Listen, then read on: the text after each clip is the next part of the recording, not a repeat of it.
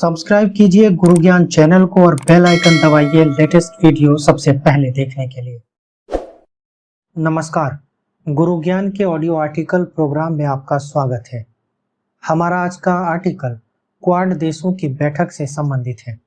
आइए सबसे पहले देखते हैं कि क्वाड चर्चा में क्यों है।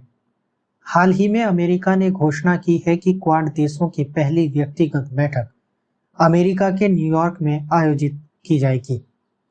बैठक में चारों देशों भारत, जापान, ऑस्ट्रेलिया और अमेरिका के प्रमुख शामिल होंगे। आगामी शिखर सम्मेलन पर प्रतिक्रिया व्यक्त करते हुए चीन ने क्वाड की आलोचना की है और कहा है कि दूसरे देशों को लक्षित करने के लिए विशेष समूह या गुटबाजी काम नहीं आएंगी और इसका कोई भविष्य नहीं है। क्वाड के प्रमुख बिंदुओं पर नजर डालते हैं। हिंद महासागर सुनामी 2004 के पश्चात भारत, जापान, ऑस्ट्रेलिया और अमेरिका ने आपदा राहत प्रयासों में सहयोग करने के लिए एक अनौपचारिक गठबंधन बनाया था। वर्ष 2007 में जापान के तत्कालीन प्रधानमंत्री शिंजो आबे ने गठबंधन को चतुर्भुज सुरक्षा वार्ता या क्वाड के रूप में औपचारिक रूप प्रदान किया था। क्वाड को एशियन आर्क ऑफ डेमोक्रेसी स्थापित करना था, लेकिन इसके सदस्यों के बीच सामंजस्य की कमी के कारण बाधा उत्पन्न हो गई थी और इस पर आरोप लगाया गया था कि यह अधिकांशतः चीन विरोधी समूह है। वर्ष 2017 में चीन के बढ़ते खतरे का सामना करते हुए चार देशों ने क्वाड को पुनर्जीवित किया। इसके उद्देश्य को व्यापक बनाया और एक तंत्र का निर्माण किया, जिसका उद्देश्य धीरे धीरे एक नियम आधारित अंतर्राष्ट्रीय व्यवस्था स्थापित करना था। वर्ष 2020 में भारत, अमेरिका, जापान त्रिपक्षीय मालाबार नौसैनिक अभ्यास का विस्तार ऑस्ट्रेलिया को शामिल करने के लिए किया गया था, जो वर्ष 2017 में इसके पुनरुत्थान के बाद से क्वाड के पहले आधिकारिक समूह को चिन्हित करता है। मार्च 2021 में क्वाड समूह के नेताओं ने पहली बार आभासी शिखर स्तरीय बैठक में डिजिटल रूप में मुलाकात की और बाद में the spirit of the quad शीर्षक से एक संयुक्त बयान जारी किया, जिसमें समूह के दृष्टिकोण और उद्देश्यों को रेखांकित किया गया था। इसके अतिरिक्त यह एक दशक में चार देशों के बीच पहला संयुक्त सैन्य अभ्यास था। देखते हैं क्वाड के उद्देश्यों को। स्पिरिट ऑफ द क्वाड के अनुसार समूह के प्राथमिक उद्देश्यों में समुद्री सुरक्षा, कोविड-19 संकट का मुकाबला करना, विशेष रूप से वैक्सीन, कूटनीति, जलवायु परिवर्तन के जोखिमों को संबोधित करना, क्षेत्र में निवेश के लिए एक पारिस्थितिकी तंत्र बनाना एवं तकनीकी नवाचार को बढ़ावा देना है। हालांकि क्वाड की व्यापक मुद्दों के प्रति प्रतिबद्धता के बावजूद इसका मुख्य फोकस क्षेत्र अभी भी चीन का मुकाबला करने के लिए माना जाता है। क्वाड सदस्यों ने तथाकथित क्वाड प्लस के माध्यम से साझेदारी का विस्तार करने की इच्छा का भी संकेत दिया है, जिसमें दक्षिण कोरिया, न्यूजीलैंड और वियतनाम शामिल होंगे। अब बात करते हैं चीन के साथ क्वाड के संबंधों की। क्वाड के प्रत्येक सदस्य को दक्षिण चीन सागर में चीन की कार्रवाइयों और one belt one road project जैसी पहलों के माध्यम से अपने प्रभाव क्षेत्र का विस्तार करने के प्रयासों से खतरा है।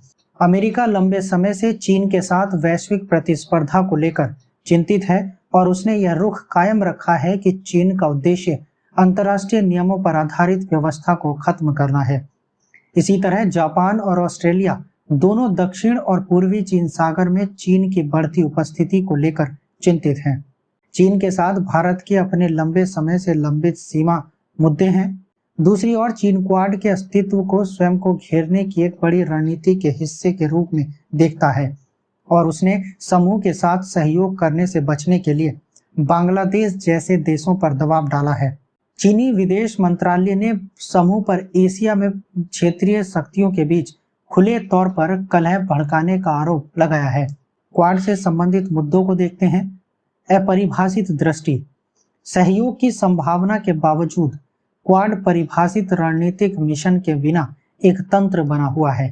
क्वाड एक विशिष्ट बहुपक्षीय संगठन की तरह संरचित नहीं है और इसमें एक सचिवालय और किसी भी स्थायी निर्णय लेने वाली संस्था का अभाव है। इसके अतिरिक्त नाटो के विपरीत क्वाड में सामूहिक रक्षा के प्रावधान शामिल नहीं है। इसके बजाय एकता और कूटनीतिक सामंजस्य के प्रदर्शन के रूप में संयुक्त सैन्य अभ्यास करने का विकल्प चुना गया है। समुद्री समूहन।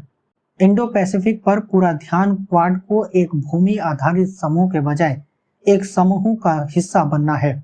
यह सवाल उठता है कि क्या सहयोग एशिया प्रशांत और यूरेशियन क्षेत्रों तक फैला हुआ है। भारत की गठबंधन प्रणाली का विरोध। तथ्य यह है कि भारत एकमात्र सदस्य है जो संधि गठबंधन प्रणाली के खिलाफ है। इसने एक मजबूत चतुर्पक्षीय जुड़ाव बनाने की प्रगति को धीमा कर दिया है। अब देखते हैं क्या हो सकती है आगे की राह। क्वाड राष्ट्रों को सभी के आर्थिक एवं सुरक्षा हितों को आगे बढ़ाने के उद्देश्य से एक व्यापक ढांचे में इंडो पैसिफिक विजन को बेहतर ढंग से प्रस्तुत करने की जरूरत है, जो तटीय राज्यों को आश्वस्त करेगा कि क्वाड क्षेत्रीय लाभ के लिए एक महत्वपूर्ण कारक होगा और यह किसी प्रकार का सैन्य गठबंधन नहीं है, जैसा कि चीन द्वारा दावा किया जा रहा है। आगामी मंत्रिस्तरीय बैठकें इस विचार को सही ढंग से परिभाषित करने और भविष्य के मार्ग की रूपरेखा तैयार करने का एक अवसर हो सकती हैं। इंडो पैसिफिक क्षेत्र में भारत के कई अन्य साझेदार हैं। भारत ऐसे में इंडोनेशिया और सिंगापुर जैसे देशों को इस समूह में शामिल होने के लिए आमंत्रित कर सकता है। भारत को इंडो पैसिफिक क्षेत्र पर एक व्यापक दृष्टिकोण विकसित करना चाहिए, जिसमें वर्तमान एवं भविष्य की समुद्री चुनौतियों पर विचार करने, अपने सैन्य एवं गैर सैन्य उपकरणों को मजबूत करने और रणनीतिक भागीदारों को शामिल करने पर ध्यान दिया जाए। सब्सक्राइब कीजिए गुरु ज्ञान चैनल को और बेल आइकन दबाइए लेटेस्ट वीडियो सबसे पहले देखने के लिए।